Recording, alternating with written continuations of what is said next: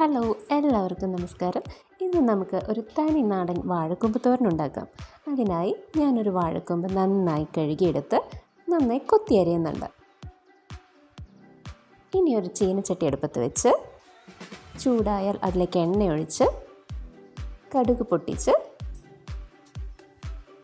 ഈ വാഴക്കൊമ്പ് അതിലേക്ക് ഇട്ട് കൊടുക്കാം. ഇനി ഒരു അരക്കപ്പ് വെള്ളം, 1/4 ടീസ്പൂൺ മഞ്ഞൾപ്പൊടി, ആവശ്യത്തിന് ഉപ്പ് എന്നിവ ചേർത്ത് നന്നായി മിക്സ് ചെയ്ത് അതിലേക്ക് ഒരു 5 അല്ലി വെള്ളുള്ളി ചേർത്ത് കൊടുക്കുക.